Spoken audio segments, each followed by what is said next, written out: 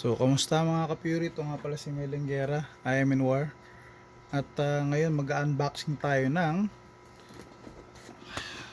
itong package natin, sleeper clutch ng Takegawa.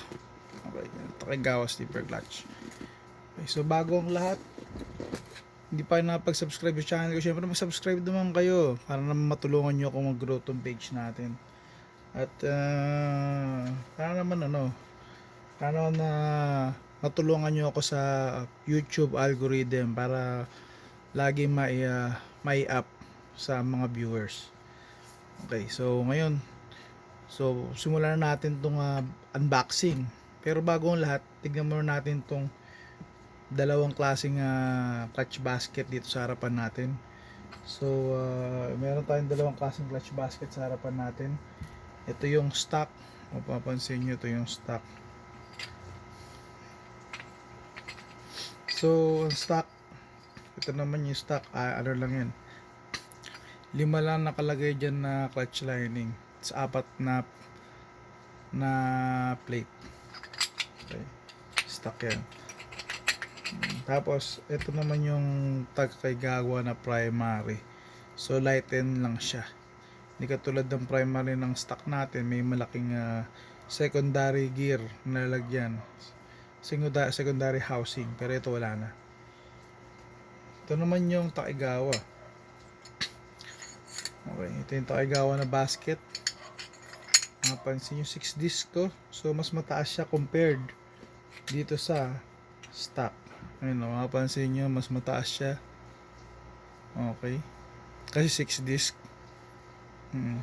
Tapos pinagkaiba pa niya, mas maliit yung kanyang, maliit siya ng bahagya. Yung granahe niya mas maliit. Mas magka-variation lang, yung sabihin ko. Okay. Saka magkaiba siya ng lalagyanan ng clutch lining. Kung mapapansin nyo, lalagyan ng clutch lining ng Takegawa, lighten. Yung hindi lighten. So, pwede naman i-lighten. Bubutasan mo lang. So, ayun. Magaan siya. So, yun. Ang pinagkaiba ng dalawa. Tsaka to, yung primary niya, magkaiba. Mas malaki granahe na to. Kasi iba nga yung iba yung primary gear niya. Iba yung granahe na tong clutch basket. Kaya magkaiba yung primary gear nung dalawa. Yan, kita nyo naman, magkaiba. Mas malaki tong, mas maraming ngipin to kaysa dito.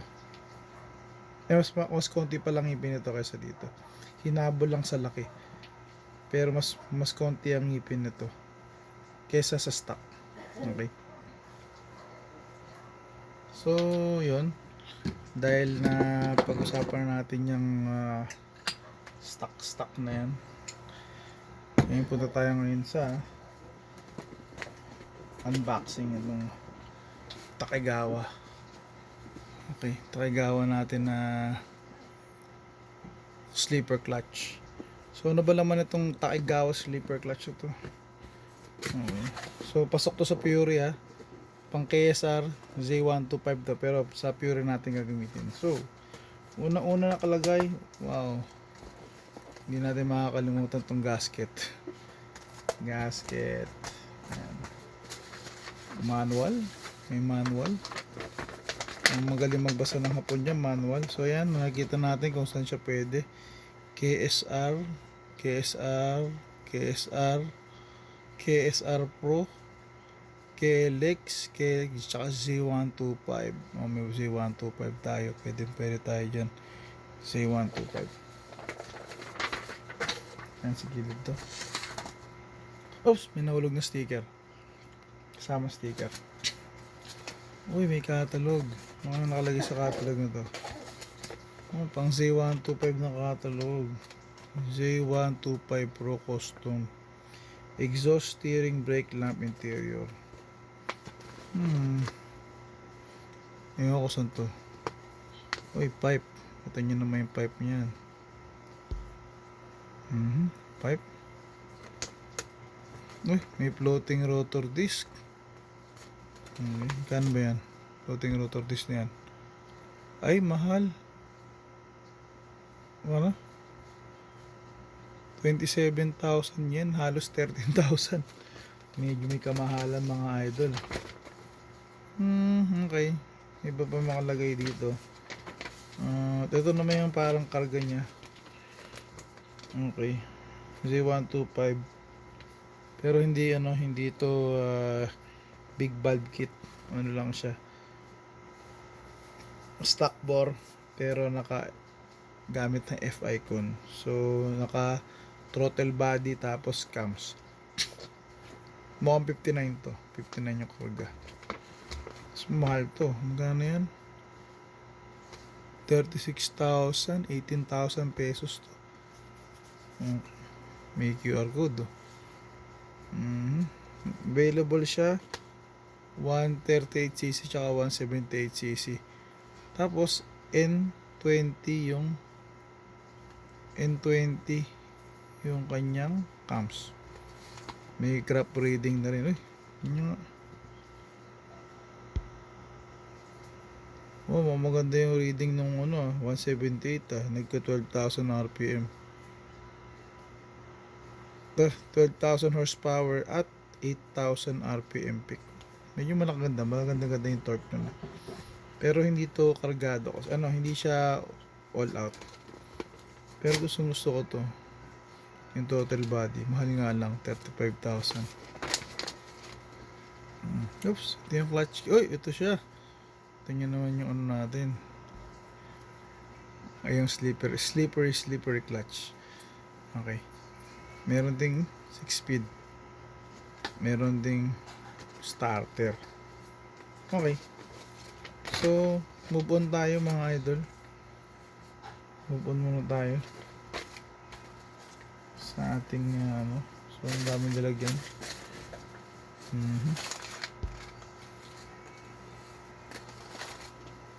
Takegawa natin itong mga nakalagay dito. Ayan. Wow. So ito, ano ba to? Uy, ito yung part ng sleeper clutch. At doon tumatama yung push rod. Ito yung mga spacer para yung pagbitaw ng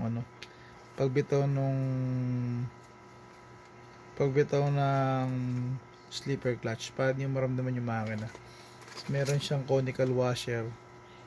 May magic washer tsaka washer. Ito yata yung binabagsakan nitong sleeper clutch. May bearing siya.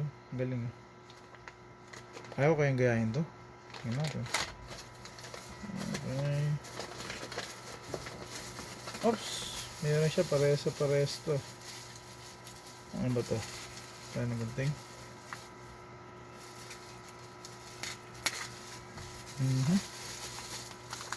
Uy, siya lang. Pares lang.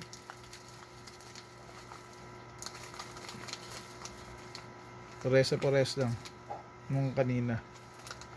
Takegawa pang big ba no? Pang 6 disc.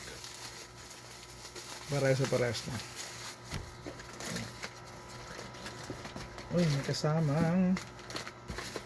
kasama siyang ano to? Carbon. 60s carbon. Tapos ito yung friction plate pa to. Yan. Yung spacer niya. Hindi natin buksan to. Okay lang yan. Oops. Ito yata yun na. Ito bubuksan natin itong mga idol. Okay. So ito yung pinakaantay ko.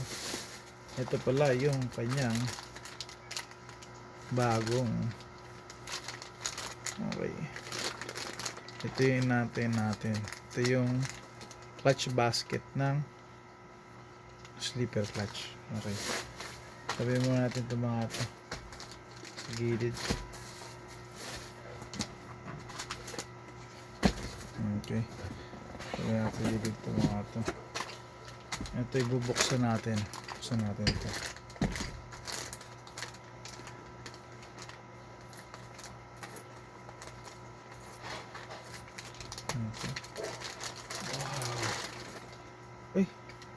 Plastic pa.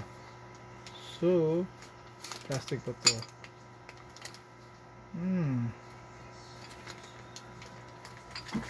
Parang kakaiba yung ano niya. Yung basket niya. Pero, ito, may part number kasi yung mga idol. May papansin nyo. Yan, may part number siya. Ano nakalagay? 23101 KLT00. Tignan nga natin kung parehas siya, idol. Okay. 23101 KL. Parang parehas lang. So, in the end, parehas na siya ng basket. Okay, parehas na siya ng basket mga ka-Fury. Okay. So, walang problema doon. Parehas siya ng basket ng Fury.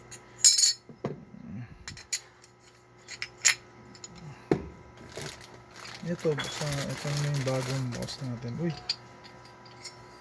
parang hindi siya aluminum ah. Bakal siya. Okay. Okay, kung mapapansin nyo, kakaiba tong itong kanyang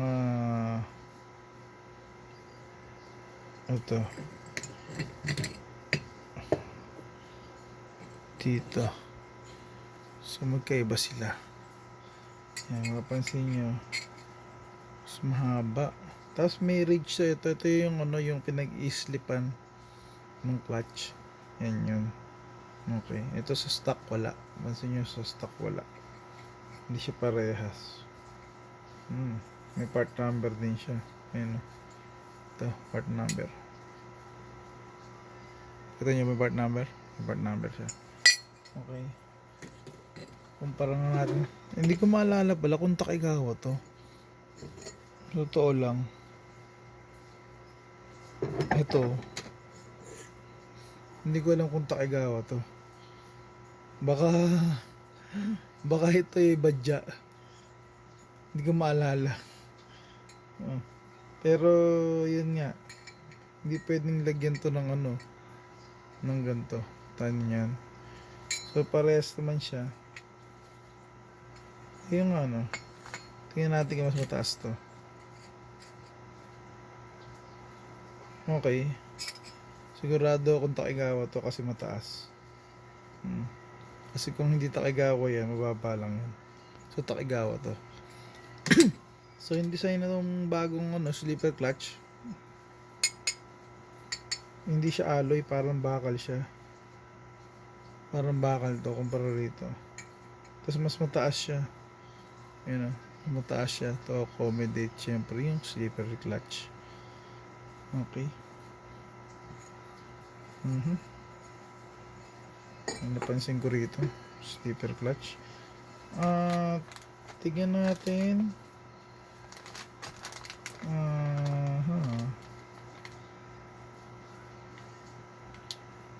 Meron dapat tayong gamitin dyan. Ito hindi ko alam kung paano gumagana to. Alam ko nakapasok. Actually buksan natin to. Itong bagay na to. Okay.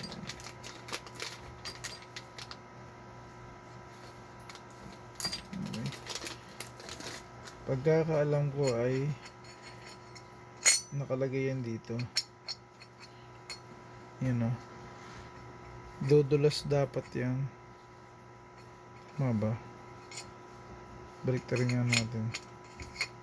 Yun. Ito yan napansin nyo, medyo maluwag siya. Yan dapat mag-disengage. Pag gumalaw yan, paharap. Yan. Yan.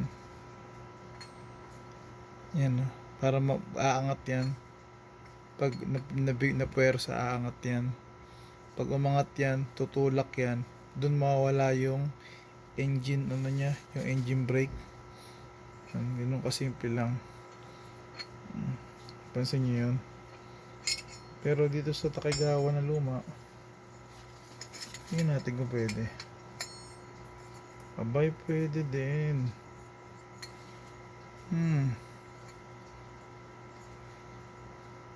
Kailangan lang ng magpapalit nito. Papalit lang nito. Tapos kailangan nito. Ito, kailangan nito. Pero papalit lang nito. Pero bakal siya. Siguro pwede kong pagawa to, no? Kaso ang laking bakal nito. Ano kakapal na bakal. Kapal na bakal. Ang galing ng slipper clutch no? Ayan. So ang trabaho nito is para bumitaw siya. Ayan. Ito bibitaw. Pag ano yan, pag napuwersa, haangat yan. Natin niya umangat. Ayan. Ayan. Pag umangat yan, so mawala yung ano ng makina pa nag downshift ka. Yan ang purpose ng slipper clutch. Okay. Ayan. So ito yung Takegawa na D6 disc slipper clutch. So kailangan lang pala natin pa next slipper clutch. Ayun pa pala.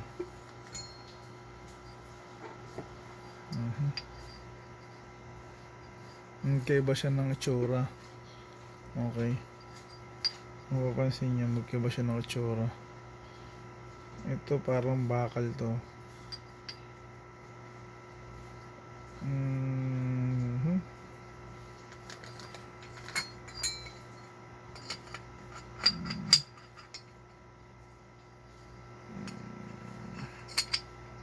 Ayan. Ayan.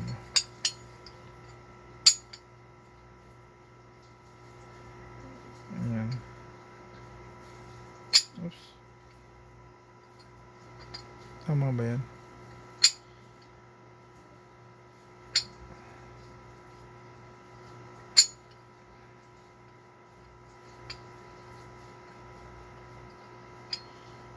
Maangat siya. Ang galing. Ang galing naman ang slipper clutch ako. Okay. So ganyan na tsura niya. Tapos may isa pang nakalagay dito. Ito sa ibabaw yata ito na mahawak na ganun. Star. Anyway, slipper clutch. So yun. Yung ano natin, unboxing ng slipper clutch. First time ko rin nakahawak ng slipper clutch ng Fury. Okay. So yun, ganun kasimple lang yung ano niya. Ito kailangan umabanting ganun para bumitaw yung clutch sa downshift. So kung nagustuhan nyo tong video to, syempre pa-like naman ang video natin. At kung di pa nakapag-subscribe, please subscribe. So ano bang purpose ito? Para mawala yung engine brake pag nag-downshift ka. Sa karera kasi kailangan mo kasing yung momentum, hindi ka masyadong nakahawak sa clutch. So ito yung trabaho nun, para bumitaw yung engine brake. Hindi masyadong malakas yung engine brake. Okay, so yan, Takegawa. So salamat sa mga panonood sa oras ang inyong panonood dito sa akin channel. At abangan nyo yung susunod kong video. Bubuuin natin yung Racebike natin. Okay. And so hanggang susunod muli, ito nga pala si Melenguera. At nagkasabing dahan-dahan lang at makakarating din tayo dyan. Paalam mga ka-Fury. Bye bye.